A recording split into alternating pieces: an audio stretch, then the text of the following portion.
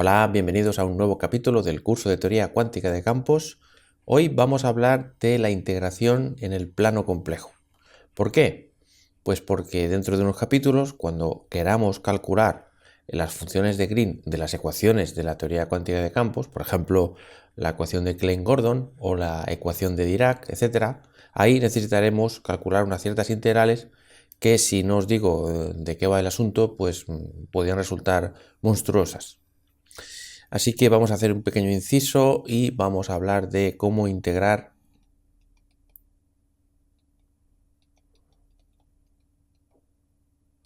en el plano complejo. Haremos un ultra resumen.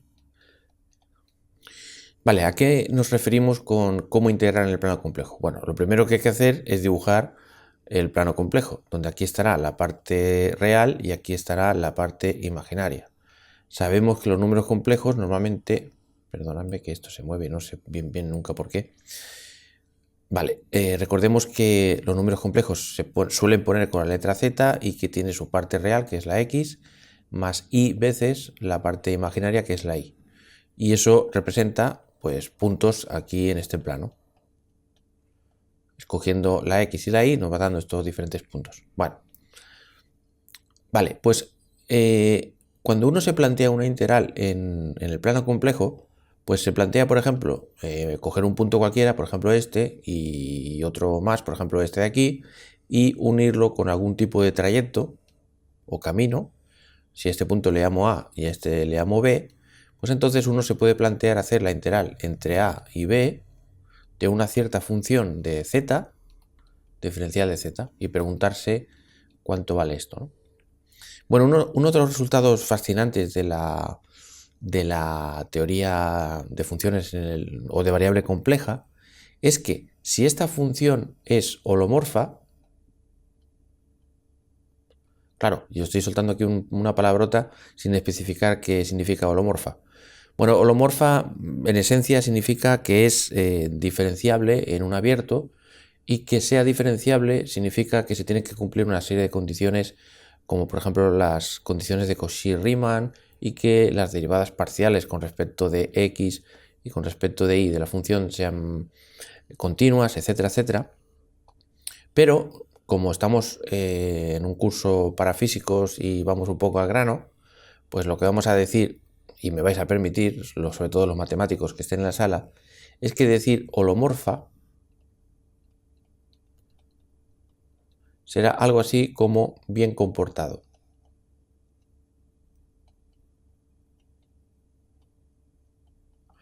¿Vale? Entonces, bueno, pues siempre podéis buscar en internet qué significa exactamente holomorfa y las condiciones que tiene que cumplir. He estado a punto de hacerlo, pero es que eso es interesante y la verdad es que es necesario, pero para lo que vamos a hacer en este curso introductorio podemos perfectamente omitirlo. No porque no sea importante, sino porque es que si no, no acabaremos nunca. Vale, perfecto. Bueno, pues lo que decía, claro, la integral de esta, si esta función es bien comportada, que no tiene cosas raras, cuando digo cosas raras, me refiero, por ejemplo, que si la función fuera esto, z menos 1, está claro que en z igual a 1, aquí va a dar 1 partido 0, que esto no existe. Y por lo tanto, esta función, 1 entre z menos 1, no puede ser holomorfa porque no se comporta bien. ¿Vale? Pero si no estamos en z igual a 1, entonces no hay ningún problema porque es un polinomio entre otro polinomio, que son funciones perfectamente normales, entre comillas. Y ya os puedo decir que es holomorfo también, sin especificar lo que significa holomorfo. Bueno, pues si no tiene cosas raras, para entendernos, esta función, esto va a dar un número. Vamos a imaginar que el número que da aquí es 7, por ejemplo, ¿no? Hacer esta integral. Vale, pues ahora lo que yo digo, bueno, yo no, los libros y todo el mundo, dice que si ahora, por ejemplo, cogiéramos otro camino que una el punto A y B de la misma función, pues resulta que va a dar 7 igual. Incluso el camino pues puede ser una cosa así. O sea, cualquier camino. Claro, esto es la leche. Significa que si la función es holomorfa, la integral entre A y B no depende del camino y eso tiene una implicación muy notable. Claro, ahora nos podemos preguntar, oye, ¿cuánto vale la integral de B a A de la función? No de A a B, sino de B a A. Bueno, ya sabéis que hay un teorema muy conocido que dice que si intercambias el orden de los límites de integración, entonces la integral cambia de signo. Por lo tanto, esto daría menos 7. Y entonces ahora nos planteamos la siguiente cosa, que es, vamos a coger lo que llamaremos contorno o curva cerrada, que es precisamente, pues, por ejemplo, esto de aquí, el verde, y luego el contrario del azul. ¿Vale? Esto lo vamos a coger como un posible contorno. Este verde y luego lo contrario del azul. Claro, esto es un camino cerrado, un contorno, y además es un contorno simple. Cuando digo simple, y esto es importante, significa que no se pasa dos veces por el mismo sitio. Por ejemplo, si yo hiciera así, entonces estaríamos pasando dos veces por aquí. Y esto no sería un camino simple. Bueno, pues si tenemos un contorno simple y cerrado, y la función es holomorfa, tanto en el camino como dentro, pues entonces podemos afirmar lo que voy a decir ahora, que es que la integral de contorno, en ese contorno C, ¿vale? Le he llamado así, por ejemplo, pues va a dar 0. Y esto se ve aquí porque, claro, fijaos que si yo ahora voy de A a B y luego de B a A, que es como hacer este camino cerrado, bueno, pues el resultado de la suma de estas integrales sería como hacer la integral en toda la curva, y si sumamos, pues esto da 0, ¿no? O sea, es un poco la consecuencia, ¿no? Así que, claro, tenemos un resultado maravilloso, que es esto, que lo voy a poner aquí en un rinconcito. Claro, visto así, parecería que ya hemos acabado, ¿no? Si todas las integrales dan 0, pero cuidado, porque la cosa se pone interesante cuando empezamos a introducir funciones que son casi holomorfas, salvo en algún punto. Y el ejemplo típico por el cual empezar, pues sería este de aquí. Fijaos que esta función, exceptuando z igual a 0, se comporta bien y no tiene ningún problema de nada. Por lo tanto, es casi holomorfa, salvo en el punto 0, ¿no? Y esto es curioso porque esta función, si hacemos una integral rodeando este punto, que hay gente que le llama polo o polo simple, bueno, el caso es que podemos hacer un contorno por aquí, en plan circunferencia de radio 1, y explorar un poco a ver cuánto da esa integral, ¿no? Sabemos que 0 no puede ser, porque si hiciera 0 querría decir que esta función es holomorfa y no lo es. Bueno, vamos a averiguar cuánto da eso y vais a ver que este resultado pues, va a ser muy importante. Muy bien. Vale, entonces para hacer esta integral tenemos que parametrizar el camino. Entonces vamos a buscar aquí una parametrización del contorno o del camino. Y entonces podemos decir pues lo siguiente, que z, que va a ser x más y, a su vez tendría que ser que x es r por el coseno del ángulo y igual a r por el seno del ángulo. Pero como r hemos dicho que vale 1, pues tendremos que es coseno del ángulo y seno del ángulo. Y el ángulo, pues querremos que vaya desde 0 hasta 2pi para dar toda la vuelta entera.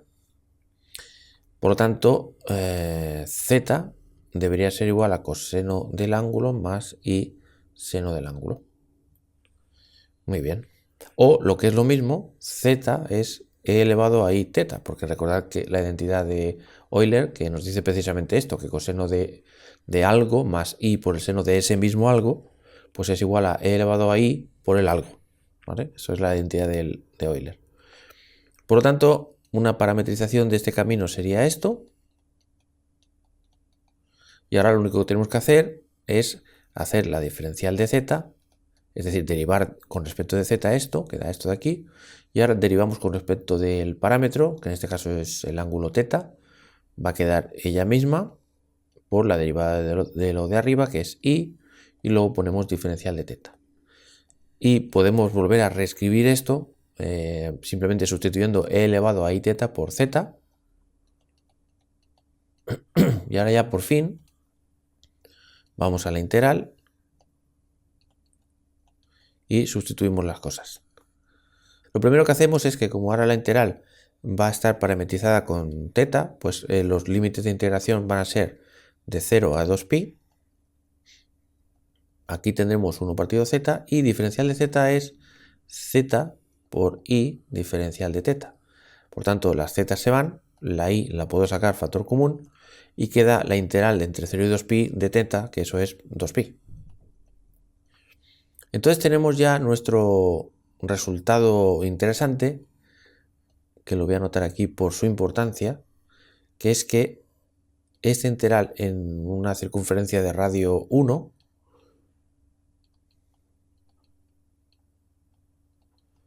da 2pi por i. Muy bien. Ahora podemos plantearnos la siguiente cosa, que es, vale, muy bien, pero ¿qué pasa si el radio, por ejemplo, hubiera sido 2?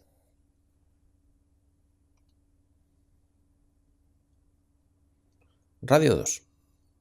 Bueno, pues aquí tendríamos un 2, aquí tendríamos un 2, y esto seguiría siendo lo mismo, porque fijaos que z se incluiría el 2.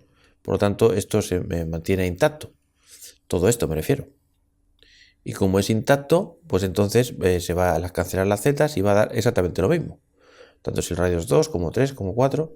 O sea que vemos que cualquier círculo o circunferencia centrada en 0, para cualquier radio siempre va a dar 2pi.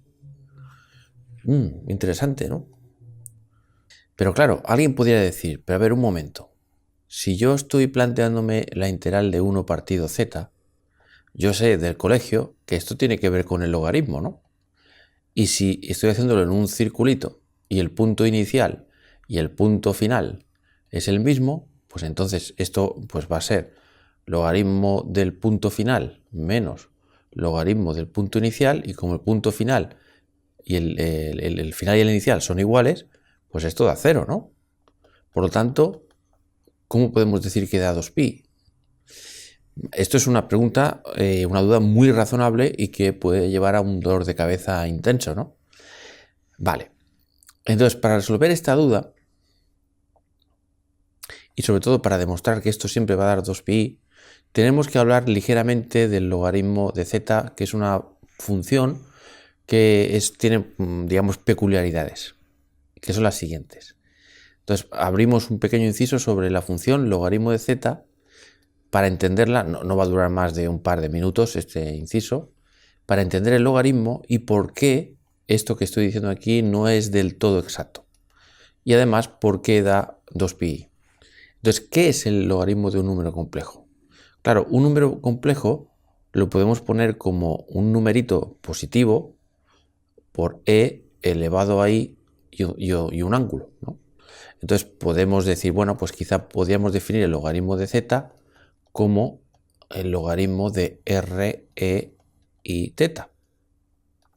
Y entonces esto, por las propiedades de los logaritmos, podemos decir que es el logaritmo de r más el logaritmo de e elevado a i θ. Y por las propiedades del logaritmo, incluso podemos ir más allá. Podemos bajar este exponente aquí y luego el logaritmo del número e es igual a 1 y entonces nos quedaría esto. ¿Vale? O sea que parecería que el logaritmo de un número complejo es el logaritmo de r, pero r es el módulo de este número complejo, ¿no? Más i veces el ángulo. Vale, entonces, ¿de dónde a dónde va este ángulo θ de aquí, no? Claro, lo normal, digamos, si nadie dice nada, es que cuando escogemos un punto cualquiera, un número complejo, z, aquí, por ejemplo, pues decimos que r es de alguna manera la distancia que hay entre el origen y el número complejo, y θ el ángulo que va desde el eje positivo de las x hasta donde esté el complejo. Claro, si eso lo vemos así, o sea, si cogemos esto, entonces tenemos una peculiaridad, y es la siguiente. Si considero el número complejo, un número complejo que esté en la circunferencia unidad, por ejemplo, pues este número complejo será pues algo así como 1 por e elevado a i y un ángulo muy pequeñito. Por ejemplo, pongamos pi entre 200, ¿no? ¿Vale? Supongamos que esto es un ángulo muy pequeñito, muy pequeñito.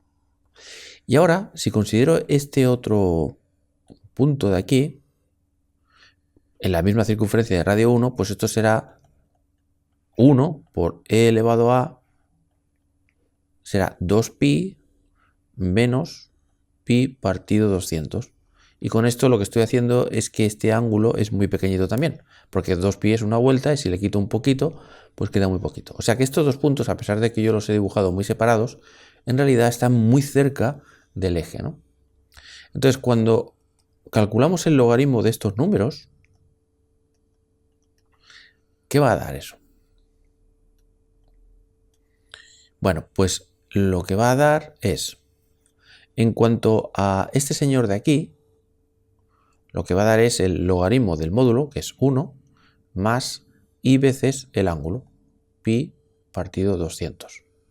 Logaritmo de 1 es 0 y pi entre 200 pues es un número muy, pero que muy, muy pequeño. Entonces, no sé, imaginemos que da, no sé, me lo invento, 0,01 i, por ejemplo, me lo estoy inventando.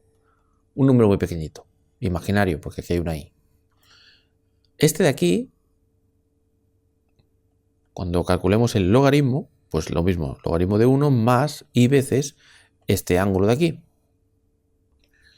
Bueno, pues esto va a dar 2pi es más o menos 6,28, esto es un número muy pequeño, pues pongamos que diera 6,27. Ya digo, son números que me estoy inventando ahora, tendría que coger la calculadora, pero bueno, da igual. Logaritmo de 1 es 0 y esto pues más o menos pues 6,27i. Perfecto.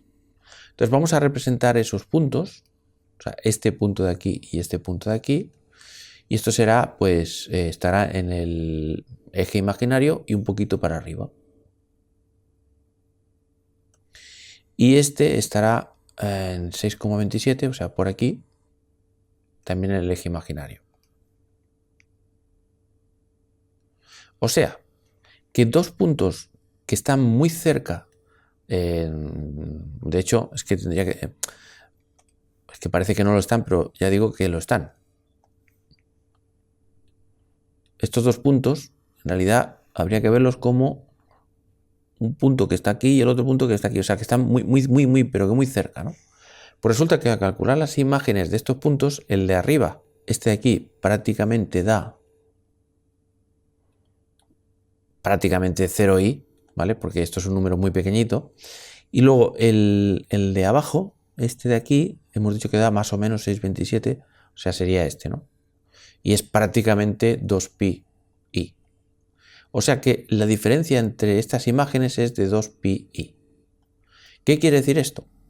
Lo que quiere decir es que la función logaritmo de z no puede ser continua. ¿Por qué? Porque si dos puntos muy cercanos y cada vez más cercanos, más cercanos, sus imágenes no son totalmente diferentes, hay un salto, pues esta función no puede ser continua de ninguna de las maneras. Porque recordad que una función es continua cuando al acercarnos a un punto por la izquierda y por la derecha, pues la imagen de la función coincide. Y aquí vemos que no, que hay una diferencia, ¿no? O sea que ya veis que al ser no continua la función logaritmo de z, pues entonces hay que ir con mucho cuidado a la hora de dar una vuelta o un rodeo, digamos, ¿no? Entonces, por ejemplo, en este caso, fijaos que si yo, por ejemplo, quiero dar una vuelta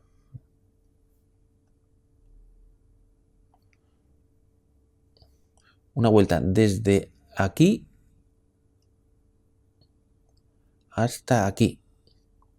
O sea, cuando el ángulo es casi 0, hasta cuando el ángulo casi es 2pi. ¿Vale? Entonces, claro, ahora ya empezáis a ver que cuando yo considere la integral 1 partido z diferencial de z en este trayecto, pues esto, que en principio da logaritmo, porque es la integral de 1 partido z, cuando lo evalúe en el final de 2pi, ¿vale? Cuando lo evalúe en 2pi y cuando lo evalúe en 0, ¿esto qué va a dar? Pues claro, dará, si os fijáis, será logaritmo del módulo, es decir, del radio del que sea esta circunferencia, más i 2pi, ¿vale? Esto sería evaluado en el punto al final de todo, aquí, y ahora le tenemos que restar la evaluación del logaritmo de z, pero aquí en el principio. El módulo seguirá siendo el mismo, r. Lo que pasa es que el ángulo ahora será 0i. Y entonces ya veis que como este menos, bueno, déjame ponerlo en menos aquí para que se vea claro, aquí tendremos logaritmo de r que se va a ir con logaritmo de r y nos va a quedar 2pi menos 0, pues va a quedar 2pi. Y aquí es donde tenéis la solución de la aparente inconsistencia, de que estamos hablando del mismo punto. Esto lo que nos indica es que hay una digamos, discontinuidad, no solo en este punto, sino en todo el eje, porque vale para cualquier radio, no lo hemos especificado. Por tanto, para todo trayecto similar a este con diferentes radios, va a pasar lo mismo y entonces por eso esto aparece aquí como lo que la gente llama un branch, no sé si con A o con U, cut. Bueno, un corte de ramificación. Bueno, para nosotros un segmento de discontinuidad. Hay gente que pone este segmento de discontinuidad en el eje negativo de las X y tal, pero nosotros ahora mismo en principio no vamos a ir por esos derroteros. Quiero decir que hay una definición alternativa del logaritmo, de manera que este eje o este branch cut lo ponen a la izquierda. Bueno, hay una cierta libertad de elección en donde ponemos la discontinuidad, pero ahora no vamos a entrar en eso. Para nosotros lo importante es que cuando consideremos este tipo de integrales y nos salga un logaritmo por ahí y tengamos que atravesar una línea de discontinuidad, tenemos que saber que va a haber un salto, ¿vale? De 2pi. Bueno, es muy posible que esto que os he dicho todo el rato pues quede un poco difuso y no se entienda del todo bien. Si es así, no os preocupéis para nada porque esto solo lo he dicho como curiosidad. No vamos a basar de momento los cálculos que van a venir después en esto, ¿vale? Y si por lo que sea apareciera un cálculo que tuviera que ver con esto, me volvería a detener tranquilamente con estas cuestiones para explicarlo bien, ¿vale? O sea que si tenemos que acordarnos de algo, solo recordad que el logaritmo de z es una función que tiene una discontinuidad en este segmento, en el semieje real positivo, ¿vale? Que significa que dos puntos muy cercanos, uno a cada lado de este eje, de este semieje, hacen que la imagen difiera en 2pi. Ya está. Por tanto, ya podemos decir que queda demostrado, ¿no?, que esta integral de contorno de 1 partido z, cojamos el contorno que cojamos, va a dar 2pi. Vale, pero ¿y si ahora, por ejemplo, consideramos la función z al cuadrado más 1 entre z y la consideramos en cualquier contorno que incluya el 0? ¿Y aquí qué pasa? ¿Cuánto vale esto? Bueno, podemos hacer el siguiente truco, que es decir, bueno, a ver, z al cuadrado más 1 entre z es exactamente lo mismo que z al cuadrado entre z más 1 entre z. O lo que es lo mismo, z más 1 entre z. Por lo tanto, podríamos decir que esta integral es lo mismo que z más 1 entre z, diferencial de z, o, lo que es lo mismo, porque la integral de una suma es suma de integrales, eso sigue manteniéndose. Y claro, diremos que esto es 0 patatero, porque la función z es una función holomorfa, esto es un contorno simple y cerrado, o sea que esto va a dar 0, y esta pues va a dar 2pi. O sea que esto nos permite hacer integrales, digamos, un poco más sofisticadas, ¿no? Y esto nos da una idea, porque imaginemos ahora esta otra integral, e elevado a z más 2, por ejemplo, dividido entre z. Muy bien, pues aquí lo que podemos hacer es, bueno, vamos a coger la parte de arriba y vamos a decir que esto es lo mismo que e elevado a z por e elevado a 2. El e elevado a 2 es una constante que sale fuera de la integral y entonces nos queda e elevado a z dividido entre z. Y como sabemos del capítulo, creo que fue el primer capítulo de este curso, sabemos que ez lo podemos desarrollar por Taylor y nos va a quedar 1 más z al cuadrado partido 2 factorial más z a la 3 partido 3 factorial, etc. Entonces, si dividimos esto entre z, pues nos va a quedar 1 partido z entre z. Aquí en vez de z al cuadrado va a ser z a secas. Aquí en vez de ser a la 3 va a ser a la 2, etcétera, etcétera.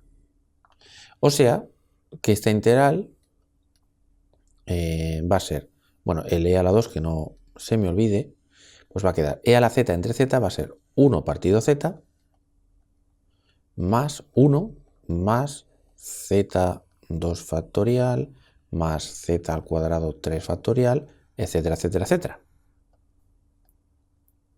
Pero si os fijáis, todo esto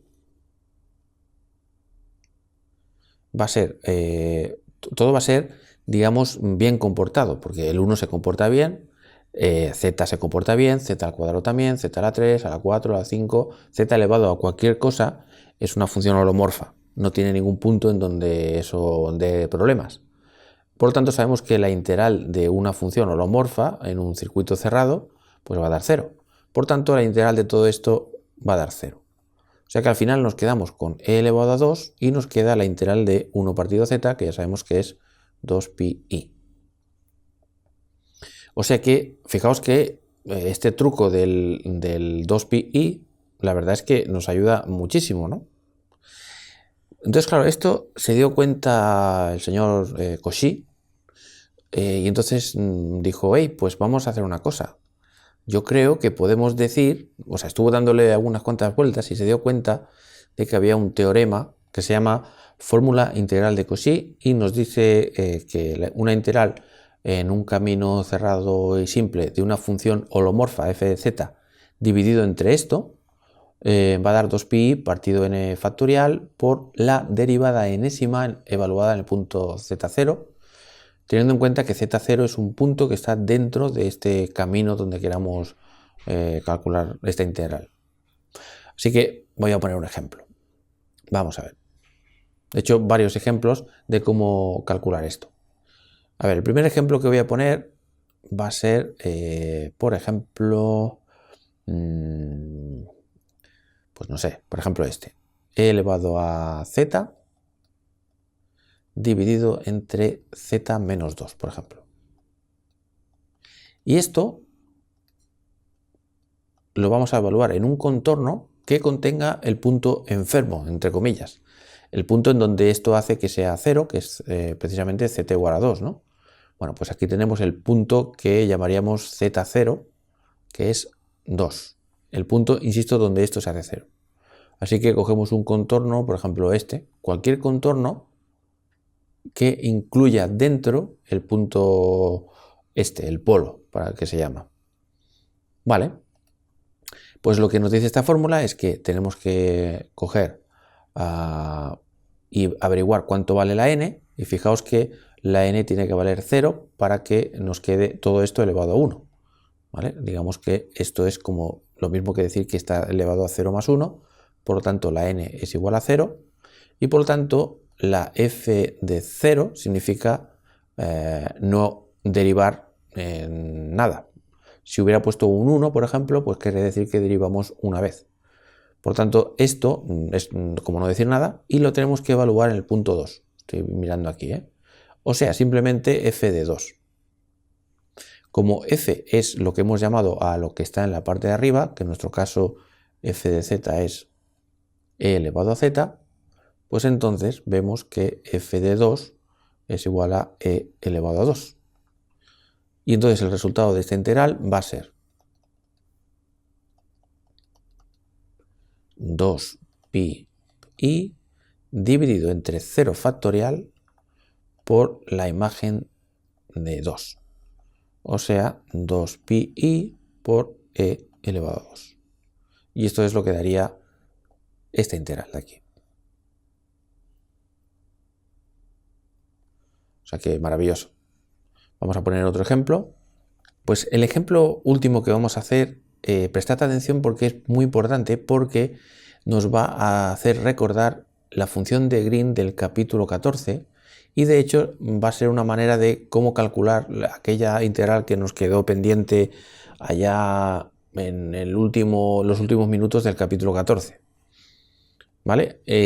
Enseguida lo voy a conectar con esto, pero de momento vamos a imaginar que alguien nos da esta integral, la integral de e elevado a i z por a dividido entre 1 más z al cuadrado, diferencial de z, y vamos a imaginar que a es un número real. Entonces lo primero que tenemos que averiguar es dónde están los polos de esta función.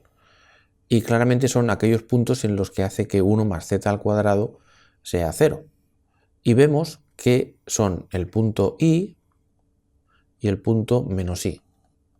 Esto es muy fácil de comprobar porque si yo pongo 1 más i al cuadrado es menos 1, 1 menos 1 es 0, pero si pongo menos i al cuadrado, pues menos por menos es más, pero i al cuadrado es menos 1, que con este 1 también da 0.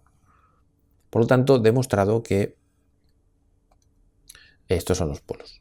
Entonces vamos a imaginar que ahora vamos a coger un contorno peculiar, que va a ser este de aquí. Ir por el eje real y hacer este semicírculo para allá. Y lo vamos a recorrer en esta dirección. Este va a ser mi contorno. Podría coger también lo de abajo o podría, por ejemplo, hacerlo de abajo o, en fin, puedo hacer lo que quiera. Pero como ejemplo curioso vamos a hacer este primer contorno. Vale, entonces sabemos del colegio que cuando tenemos las raíces de un polinomio, esto lo podemos poner como z menos una de las raíces, que en este caso va a ser i, por ejemplo, multiplicado por z menos la otra raíz, que menos por menos va a ser más. Perfecto. Y donde está el problema es cuando la z valga i, porque cuando valga menos i estaremos fuera del contorno, o sea que este caso, digamos, no nos preocupa, este de aquí, pero este sí que nos preocupa, porque está dentro de nuestro contorno. Entonces, ¿qué vamos a hacer? Vamos a reescribir la integral esta de aquí arriba como e elevado a i za dividido entre la parte que no nos preocupa, o sea, z más i. O sea, lo vamos a subir aquí arriba y dejamos aquí abajo la parte que sí que nos preocupa. Bueno, nos preocupa poco porque con la fórmula integral de Cauchy esto lo vamos a ventilar en 2 segundos. Digo preocupar por decir algo. Fijaos que esta función y esta es exactamente lo mismo, porque esto que está aquí arriba dividiendo puede pasar abajo multiplicando y nos queda exactamente igual que esto, o sea, es lo mismo. Lo que pasa es que a esto le voy a llamar f de z y además aseguro que f de z es holomorfa en C y dentro de C. Porque por mucho que yo ponga la i aquí, pues aquí quedará e elevado a i por a, que no hay ningún problema. Y si yo pongo aquí una i más i son 2i. O sea que no hay ningún problema con respecto al polo este que hay aquí dentro. Por tanto, esta función es holomorfa aquí dentro. Muy bien. Entonces, este es el truco. Porque ahora lo único que tenemos que hacer es decir, bueno, venga, ¿cuál es la n? Digamos, ¿no? Pues lo mismo que antes. Si esto lo tenemos que elevar a algo, pues sería como elevarlo a 0 más 1 y por lo tanto vuelve a pasar lo de antes, que la n es 0. Por lo tanto, ya directamente esta integral va a ser 2pi i dividido entre 0 factorial, que es 1, y hay que hacer la derivada ceroésima, o sea, no hay que derivar, es simplemente coger la función y sustituir por el punto, el polo que está aquí dentro, que en nuestro caso es i. Así que ya lo tenemos, porque esto va a ser 2pi i, y f de i, ¿qué va a ser? Pues simplemente coger nuestra función y allí donde haya una z, sustituirlo por i. O sea, e elevado a i por i, a dividido entre i más i. O sea, que esto va a dar i por i, perdón, i más i es 2i, una de las i se va con estas i y el otro 2 con este 2, por tanto esto va a dar pi, y luego i por i da menos 1, por tanto e elevado a menos a. O sea que tenemos que esta integral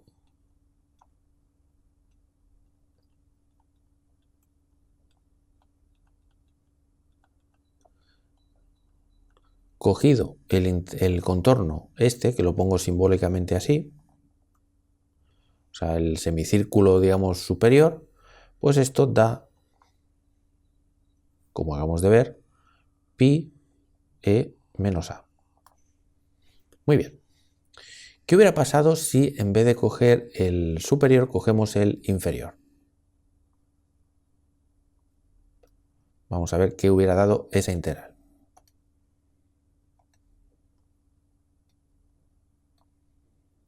Tenemos aquí nuestro punto menos i, nuestro polo, y ahora vamos a ir por aquí y luego vamos a ir así. Y lo vamos a hacer de manera que recorramos esto para allá. Entonces, fijaos, porque el teorema, la fórmula integral de Cauchy dice que va a dar esto si recorremos en sentido antihorario. Y fijaos que ahora expresamente estoy recorriendo en sentido horario, o sea, al revés. ¿Qué va a pasar? Pues que simplemente se calcula exactamente igual, pero habrá un cambio de signo.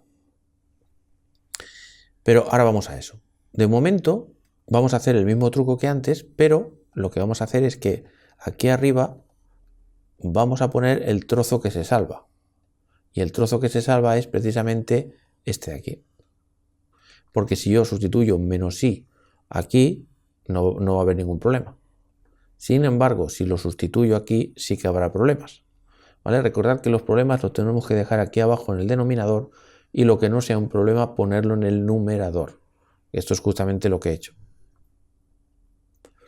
O sea, justo al revés de lo que he hecho antes. Recordad que antes había subido z más i aquí arriba y había dejado el z menos i aquí abajo porque habíamos cogido el polo de arriba, el camino de arriba. Y esto es más de lo mismo. Esto va a ser 2pi i entre 0 factorial, porque es la misma argumentación de hace un momentito, y ahora simplemente tenemos que sustituir en la función de arriba, que es lo que yo llamo a esto, la función, tenemos que sustituirlo por este polo de aquí, o sea, por menos i. Así que esto va a dar 2pi i e elevado a i por menos i por a dividido. La z la cambiamos por menos i, por tanto menos i, menos 2i. Entonces, este 2 se va con este 2, esta i con esta i, por tanto nos queda menos pi, y aquí tenemos que i por i es menos 1, que con este menos es más, y queda esto.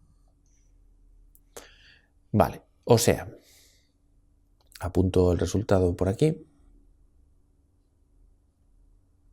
De hecho, esto, bueno, ya lo sabemos, ¿no? Muy bien. Entonces, tenemos lo siguiente. Recapitulo. Tenemos aquí i y aquí menos i. Entonces voy a poner, por ejemplo, de color azul. Por cierto, ojo, que le tengo que cambiar el signo. Cuidado, ¿eh? Recordad que esto, casi se me olvida. Este resultado es si hubiéramos recorrido esto así. pero no lo hemos recorrido así, sino que lo hemos recorrido justamente al contrario. Y el por qué lo hago, enseguida lo veréis por qué. Como es el contrario, significa que aquí tengo que poner un más. O sea que cuidado, ¿eh? Pues bien, si llamo en azul a el contorno este, llámale C1, por ejemplo, y morado, por ejemplo, este de aquí, recorrido en sentido contrario, le llamo C2, entonces tenemos que la integral de e elevado a i zeta a dividido entre 1 más z al cuadrado, bueno, pues si hacemos o contemplamos este trayecto, el resultado es lo que tenemos aquí apuntado, que es pi por e elevado a menos a, mientras que esta misma integral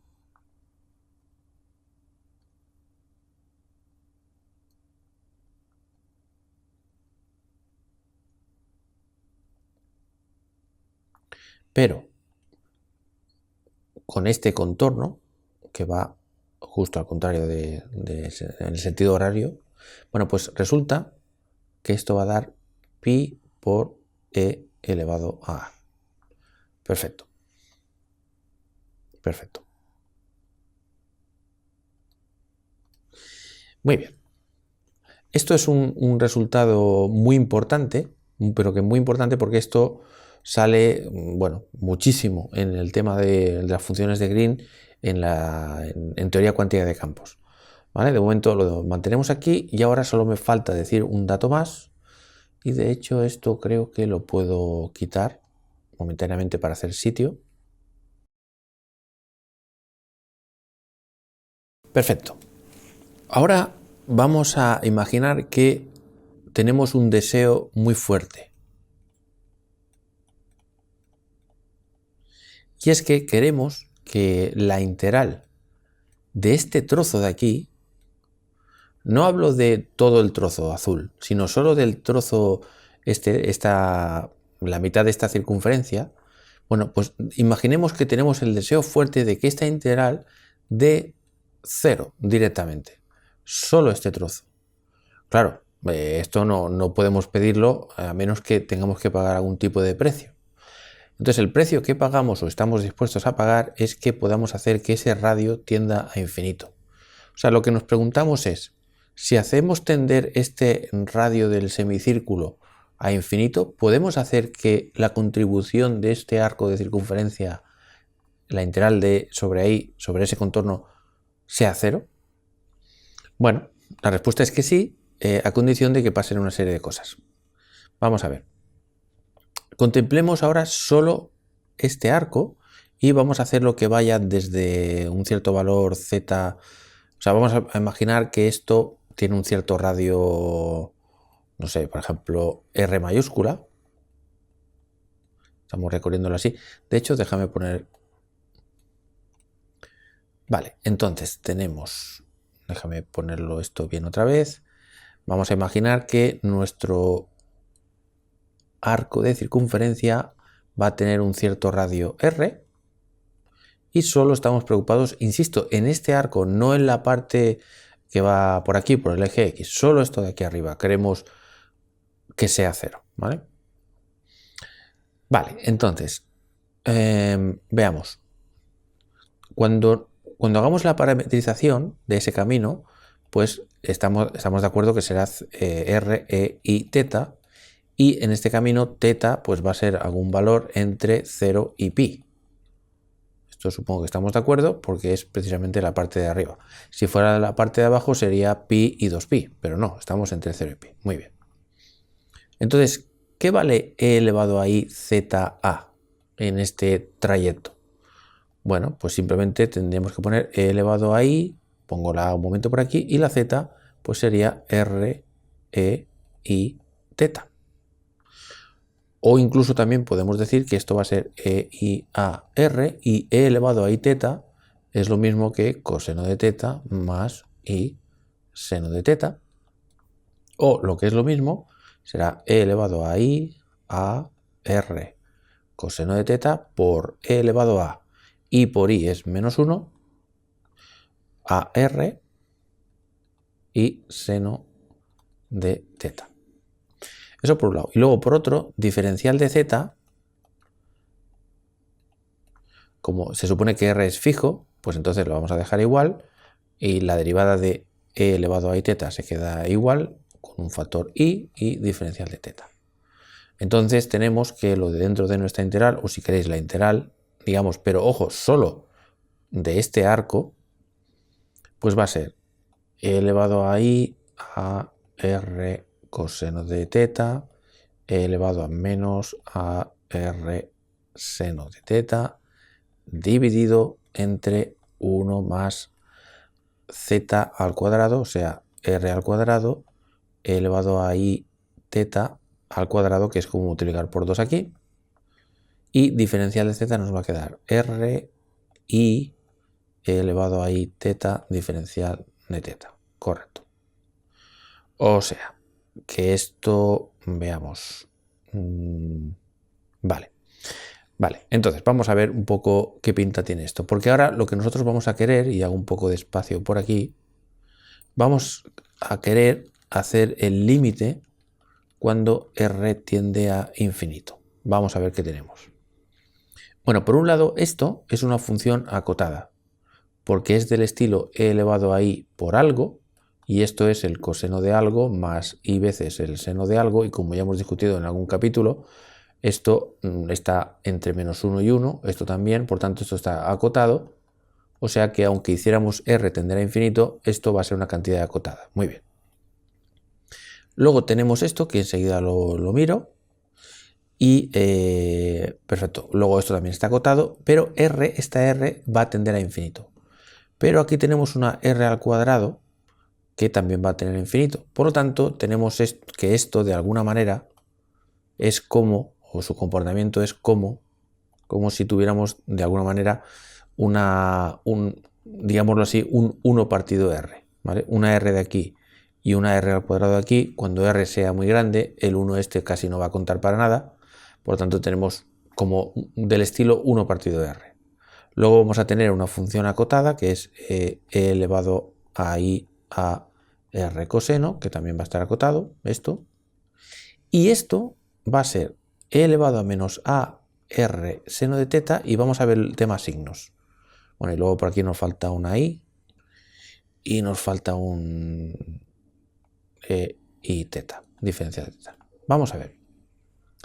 Como estamos hablando de que el ángulo va entre 0 y pi, significa que el seno de ese ángulo va a ser positivo, porque estamos en la parte de arriba. Por lo tanto, esto va a ser positivo. El radio es positivo y hemos dicho al principio de todo que la a era positiva. Por lo tanto, esta también será positivo. Total, que quedará e elevado a menos algo positivo, pero muy grande, porque r tiende a infinito. Y entonces esto va a tender claramente a 0. Y luego, como r tiende a infinito aquí, pues 1 entre infinito, esto también va a tender a 0. Y será 0 por una cosa acotada y por otra cosa acotada. Por lo tanto, va a ser 0 en el límite. ¿Vale? O sea que efectivamente, a condición de que estemos diciendo que la a sea positivo, esta integral que va por aquí va a ser 0 directamente. Y diréis, bueno, vale, sí, esto parece una curiosidad muy interesante, pero ¿esto para qué me sirve? Pues sirve para mucho, porque una vez visto eso, podemos decir lo siguiente. Y aquí es donde viene lo maravilloso. Podemos decir que esta integral, la integral por el trayecto de arriba, que originalmente es esto,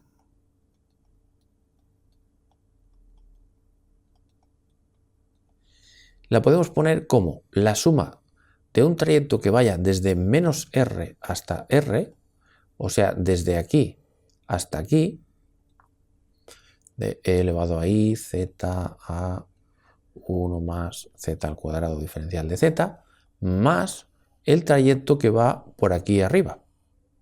Pero hemos dicho que cuando hagamos tender r a infinito, esta se va a hacer 0. lo cual implica que yo puedo poner perfectamente aquí infinito, aquí infinito, y fijaos que como estamos yendo por el eje real, durante, digamos, todos los puntos de este trayecto, la z va a ser exactamente igual que la x, porque la y va a ser 0 en este trayecto de aquí. O sea que puedo cambiar esta z por una x. Y esta. Y esta.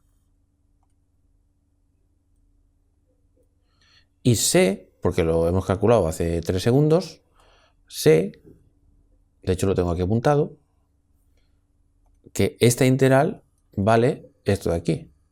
Pi por e elevado a menos a, que está aquí tapado, pero es lo que hemos calculado antes. O sea, la conclusión es que con la tontería, si resulta que la integral por el brazo este de circunferencia da 0, nos sirve para encontrar esta integral.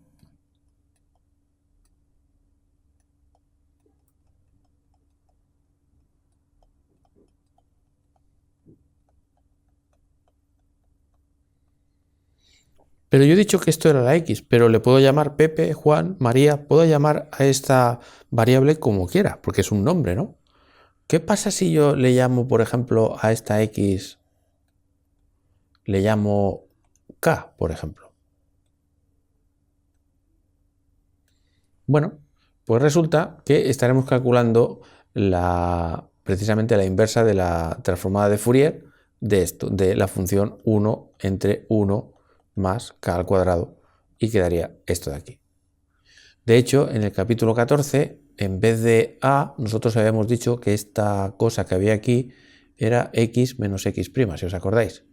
Por lo tanto, esta a es x menos x'. O sea que fijaos de la importancia que tiene el ver si, digamos, este trozo de circunferencia va a dar 0 o no. Porque si da 0, entonces directamente haciendo una integral en el plano complejo podemos calcular una integral en la recta real de toda la vida. Y claro, ya con eso establecemos la conexión con lo que hemos hecho en el capítulo 14. Y resulta que las transformadas de Fourier, pues entonces se pueden calcular mucho más fácilmente de lo que uno hubiera esperado, ¿no? Entonces, la conclusión que sacamos de todo esto, y lo vamos a apuntar aquí, es que si la a es positiva, entonces la integral desde menos infinito hasta infinito de e elevado a i k a 1 más k al cuadrado diferencial de k, donde k es una variable real, pues es igual a pi e elevado a menos a. Esto es la conclusión que acabamos de sacar. Pero ¿qué pasa si la a no es positiva, sino que la a es negativa? Vale, pues vamos a ver. Claro, si la a es negativa, entonces e elevado a i za, siendo la a negativa, entonces si repetís el mismo cálculo que acabamos de hacer, hace que este brazo no dé 0. Por tanto, nos ponemos tristes, pero nos ponemos tristes por un momento. Porque podríamos probar por el otro camino a ver qué pasa. Y os voy a demostrar que por el otro camino ese brazo de aquí da 0. Entonces, vamos a ver. Ahora vamos a coger el camino este, el camino morado, ¿vale? Y bueno, de hecho, perdonadme, solo el trozo el trozo de la circunferencia, y el factor que tenemos que ver es e elevado a i za, pero mirado en este trozo. Veamos. Volvemos a sustituir la z por r coseno de teta más i seno de teta y la a, y ahora mismo estamos considerando la a negativa, el caso opuesto a que hemos considerado antes.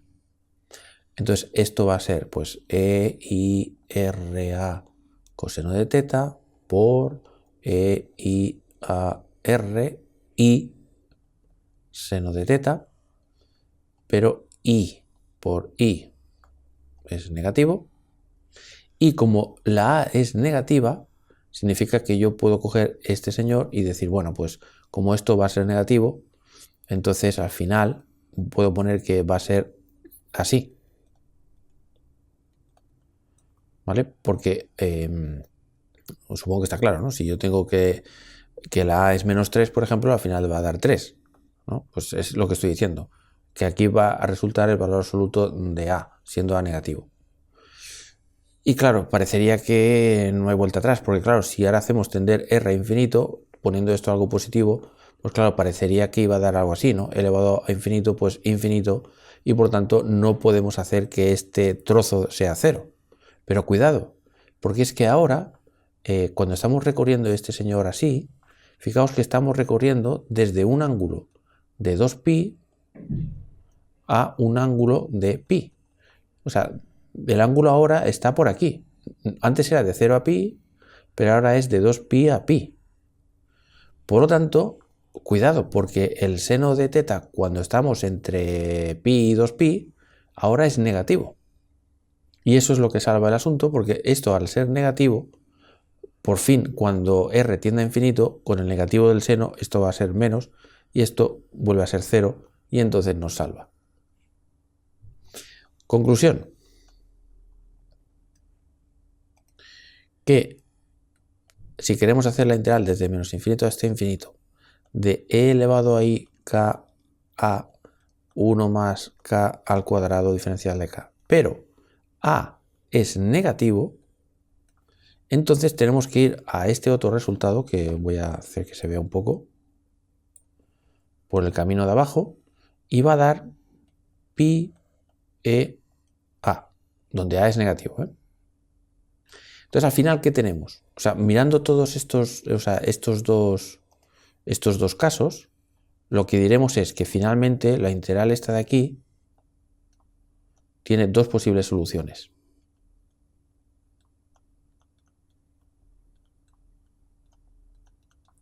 Esta integral va a dar pi por e elevado a menos a si la a es positiva y va a dar pi por e elevado a a si la a es negativa. Y esto, tal como dijimos en el capítulo 14, esto se puede poner como pi elevado a menos el valor absoluto de a. Y esto sería un poco el tema.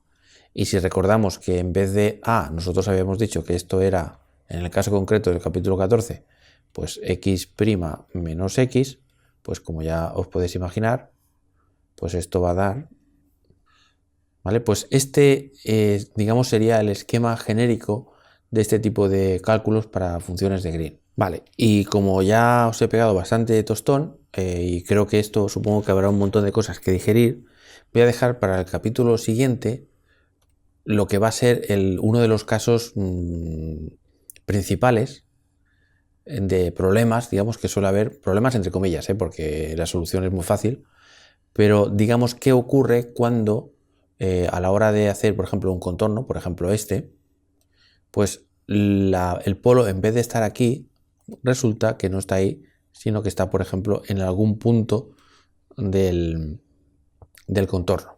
Y esto va a aparecer, y de hecho va a aparecer en el propagador de Feynman.